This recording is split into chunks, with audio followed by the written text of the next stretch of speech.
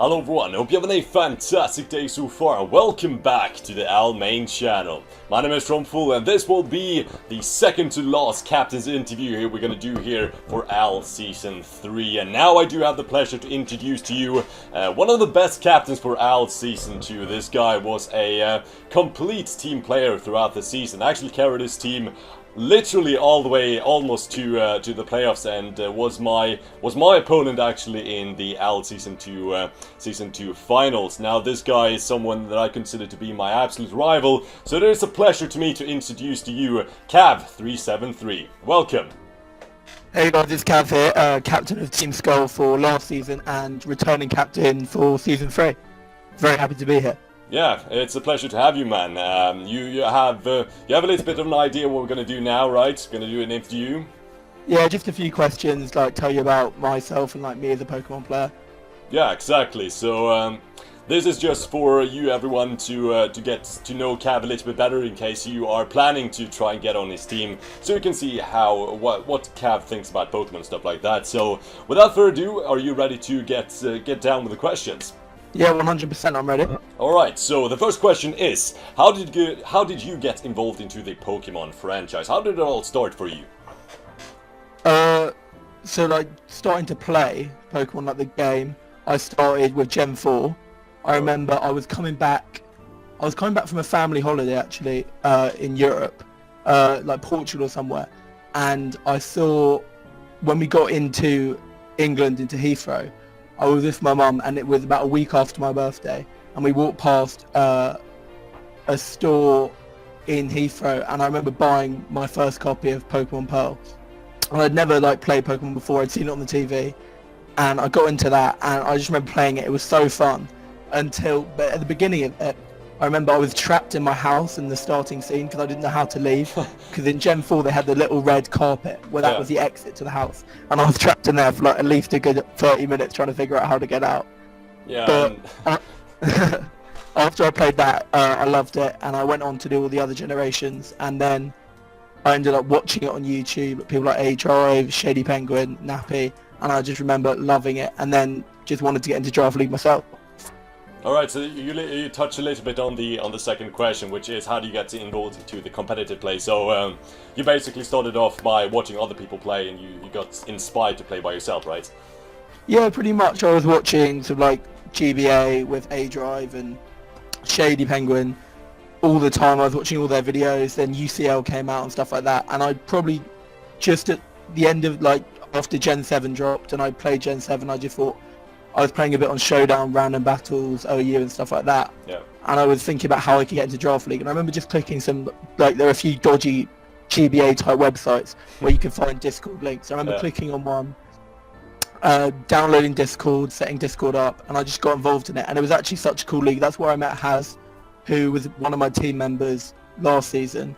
And it wasn't the best team I've ever drafted, but I found it really fun. That league collapsed, like all leagues do at the beginning, and we got it back going, and then I joined other leagues, and then eventually I started joining stuff like PCPL and PokerCast, which was so fun. That's how I met you guys, and then into OWL. So it took a while, and I had to go through a few small leagues to get here, but it's been really fun. Yeah, I just want to touch on the fact that you said you were trapped in the house for 30 minutes in beginning Pokemon Pearl.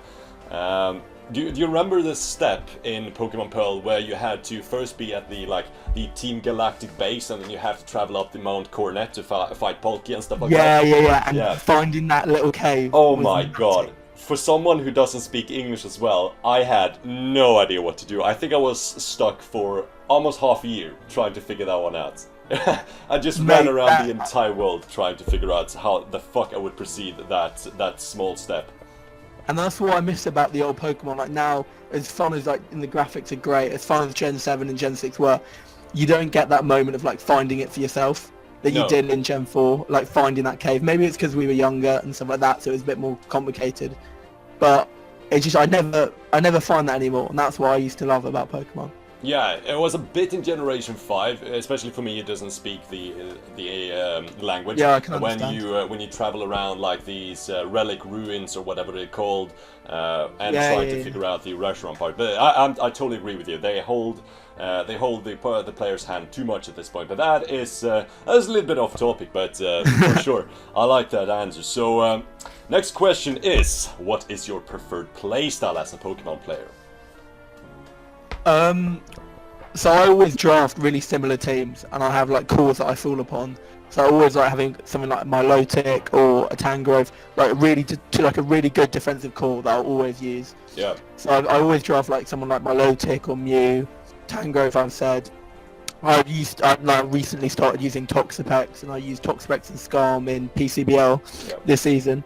I always like those, and then a few faster mons like Infernape, which can hit hard.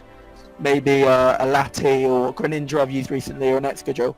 But it's always about having a really bulky core that I can rely on at the beginning. And then a few sort of faster, stronger mons, which I can Scarf or Band and can Wall Break. But just make sure I'm never worn down, because I've got that bulky core to take hits. Yeah, I think our playstyles is a bit similar in that case. I am a huge fan of the ability Regenerator, which is kind of what you were explaining. I love pivoting around and having that bulky core, and then having the fast mons like Megadiensi and Tornadus. That's my area. I know that too well, to be honest. I remember those days. Me and Cav I could never break. Me and Cav has played a lot of times at this point, and we have such similar playstyles. So the one that managed to outbulk the other is pretty much the one that managed to win the game. which is literally. quite fun. I haven't beaten you yet though, so hopefully this season is when I can have my revenge. Yeah, for sure. I like that answer for sure. So next question is a little bit more in the realm of you as a Pokemon fan. So, in your opinion, you touched on this a little bit, but in your opinion, which generation of Pokemon is the best one? So now I just want to clarify, this means that if you pick Generation 4, that means that you get to, you pretty much include the remakes that was made in Generation 4, in this case Heart Gold, Soul Silver. Okay, if you're including the remakes, then 100% Generation 4. Yeah. I know a lot of people don't like the pacing in Diamond and Pearl, they're really slow. But I think they fixed that in Platinum, and then Heart Gold, Soul Silver are just awesome. Pokemon following you around is just mental. But to be honest, I really like Gen 5 with the story, and I think there are bits of Gen 6 and Gen 7 which I like as well. Like Gen 6, I think some of the new Pokemon they introduced in Gen 6 is really cool, and the towns are awesome. And Gen 7, I love the story in Gen 7, like you can tell from my DP on Discord. I love Guzma, I love Team Skull, I love that whole storyline. But just in general, with like playing it yourself and the difficulty levels, it has to be Gen 4, with Gen 5 as a close second. Yeah, Gen 5 is really cool. I know a bunch of people give it shit because they think the designs are quite bad and you don't like the animation and stuff like that, but the storyline in Generation 5 is so amazing. Yeah, it's amazing. And do you I love reading like the lore about it. Have you read that thing about N being a Zoroark? With that bit in Black 2 White 2, where he runs off into the cave and then a Zoroark is waiting for you? No, actually I'm not. You can run that. You can run it down for sure. I love to hear that. Well, I think the thing is like there are those bits in Black and White 2 where you meet people who are Zoroarks. Yeah. So I think there's that bit in Lost Lawn Forest where you go into a van and there's a woman who will just speak ... to you, won't say anything, and then there's some guy outside who's like, there is Zoroark lurking around here or something. Like I may be getting this wrong, so don't quote me on this. But then definitely N, like with his hairstyle, the way that it's really long at the back, like a Zoroark mane, and how he can speak to Pokemon. Like the whole thing about how like he speaks to Pokemon and can like tell their auras. It's kind of weird thinking that he could be a Pokemon as well, and that's why he can speak to them. And then there's a post game thing in Black 2 White 2, I think. Oh yeah, where with in the Victory castle. Road. Yeah, with the castle. I remember that one. Yeah, but in Black 2, and there's a bit in the post game in Black 2 White 2 where you chase a Zoroark into some cave, and then N's waiting for you there. So I think there's something about N being a Zoroark, which I just think is really cool, and you don't get that in the storylines of any of the other games, like Easter eggs and stuff like that. I do agree with that. That's pretty cool, but remember, hey, that's just a game theory, or that's just a game theory. Don't want to get sued here, but that's pretty cool. I think I've seen that somewhere. about I'll link you the video later. Yeah, sure. I don't think I can link it in the description to this video, but if you're curious, it's just Google like N Zoror theory, something like that, and you should get it up. But that's pretty cool. I like that. So so Cav, moving into the next question. So we have these evil I don't know why I'm even asking you this question. It's so obvious, but we have these evil organizations in the Pokemon franchise. You have all the way from Generation 1 to Generation 7, different ones like Team Flare is a forgotten one, Team Galactic, stuff like that. But if you, Cav, had to join one of them, which one would it be? Oh mate, I would definitely join Team Skull. I just think it. No, there's not even a question. I just think they're the coolest team because they just have fun. They just do what they want. They chill out. They're just gangsters. There's no pressure. They're not like trying to take over the world. They're just trying to mess stuff up. And also, bug type Pokemon, one of my favorite type, hands down. So I just love Gizmo's team. I love Golisopod. I love how he uses bug type Pokemon. And it's not like dark all the time. Because all these bosses use like the best Pokemon about like Mega Gyarados, like Lysander uses, or Houndoom, like big dark type. He uses like Ariados and stuff like that, and he makes it work. I just think that's cool. Yeah, that's pretty cool. I mean, the answer was quite obvious since you literally have Guzma as your profile pic, but it was still worth mentioning. You might surprise us all, but it's like, yeah, I want to be Team Magma. I love Team Magma. Definitely not. You never know. All right, but that's pretty cool. So. Next question is more on the competitive realm as well. So, so if you, Cav, could have one move to be added as a move to move, which one would it be? And I had to clarify this again. So it can either be a move that you feel is a little bit underappreciated, like a signature move that not a lot of Pokemon get, or if you just feel like, yes, Golisopod needs this move for sure, you can just add it as a move to move and have Golisopod learn it that way. Well, just like in like a competitive realm, I think Leech Seed is super underrated. Like things like Celesteela, I feel like if Celesteela didn't get Leech Seed, it would be nowhere near as good as it is. Yeah. Even though it's kind of a move that's slightly underrated, I do think it gives it so much lasting recovery and it saps away on other teams. And it's just such a spammable move. If Celesteela is on a mon that can't really touch it, and you've already Leech Seeded it, it's going to want to get out, so you can just Leech Seed again, and it just puts that pressure on another team. I just remember playing on the OU ladder when you've got Heatran in against a Celesteela or a Ferrothorn, and you predict them not to click the fire move because it's too obvious, and you Leech Seed, then you protect, then you can protect again, stuff like that, and you can stall them, and they've sapped away like 40% of their health, and then you can switch out and you're at full. So it's like, I just think it's such an underrated move. And not that many wolves can get it. Like if a Skarmory could get Leech Seed, or I know it's a bit ridiculous. Like there's no reason why it should get it, but if Pokemons could get that move, I just think it would be seen so much more in draft and on the ladder. Yeah, that's pretty. And I mean, like the no sense thing is, it's Pokemon. Like Clefable gets Stealth, so there's no logic behind that at all. Yeah. So I mean, I like that. So is there any Pokemon that comes to mind that you think would be so much better if you got a Leech Seed? Yeah, like can you a Heatran with Leech Seed because it doesn't get recovery. Yeah, it would just be there for days. Yeah, it would just sit there, Leech Seed, protect and stuff like that. Even Aegislash would be a broken one with that. Yeah, exactly. With the King Shield as well, that would be so bad to play with. Yeah, oh my god, Ag with King Shield Leech Seed, that would be. That would be disgusting. But yeah, I'm pretty content with that answer, not gonna lie. So next question is the question that I kind of hinted to, or flat I gave to you in the beginning of this this interview, which is if you could be a Pokemon for one day, which Pokemon would you be and what would you do on that day? So I reckon I've always loved like water and swimming and diving and stuff like that. All so right. It would either have to be a Pokemon that flied or could surf and swim and dive. Okay. Because those are things you couldn't do just as a human day to day. So I was thinking about, would I want to be like a Tornadus and fly around?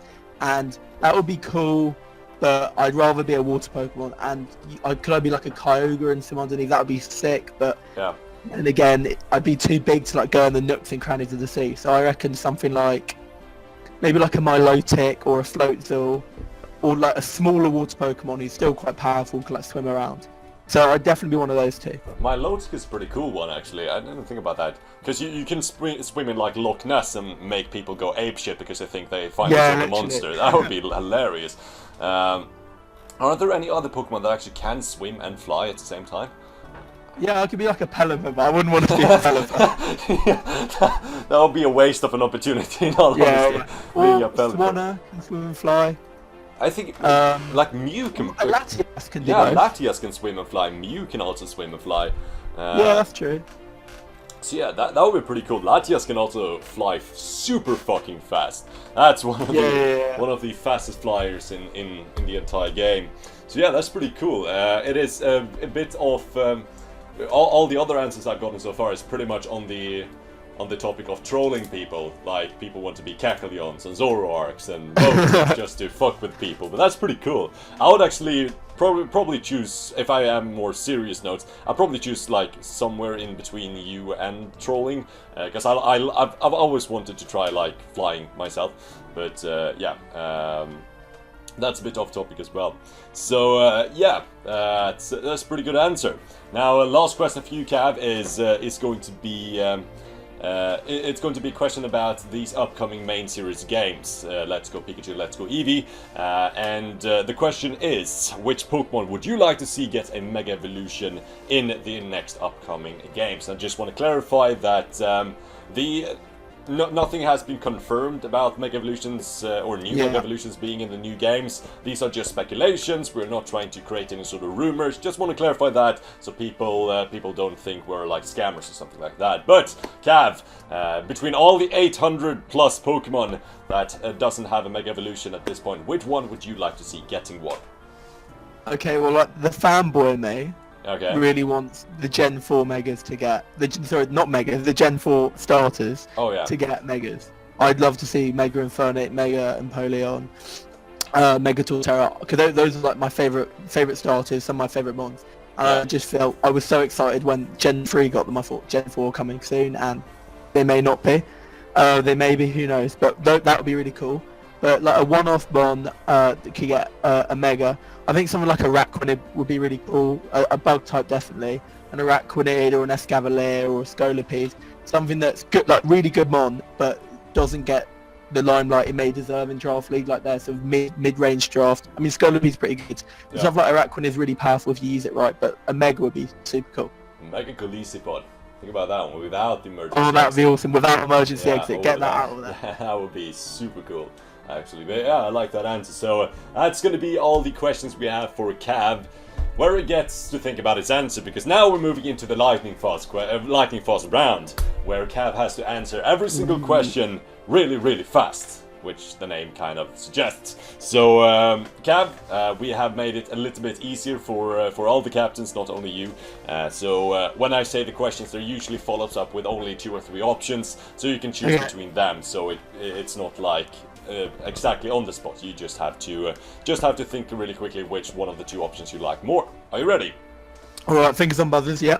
All right, let's do this. Where would you travel, Kalos or Alola? Alola. Which one will you play? Let's Go Eevee or Let's Go Pikachu? Neither, but Let's Go Pikachu. Okay. Do you prefer special attack or attack? Attack. But what about defense or special defense? Defense. Do you set up Tailwind or do you set up Trick Room? Trick Room. Alright. Do you sweep or do you stall out your opponent? Sweep. What's your favorite status condition? Burn, Para, Sleep or Poison? Poison. Favorite weather condition? Is it sun, hail, sand, or what's the last one? Sun, hail, sand. Rain. Rain. Thank you. Sand. All right. Thank you. And last but not least, do you remove your hazard via defog or rapid spin? Defog. And that's going to be all the questions. I'm sorry about my little fuck up there in the end, but that's going to be all the questions we have for Cav for this time. Is there anything you want to end off this interview with? Anything about Owl Season 3, about potential people wanting to join your team, something like that? I'm just going to say that Team Skull is coming back better than ever, and Strompfel, you better watch out, mate, because we are winning this season.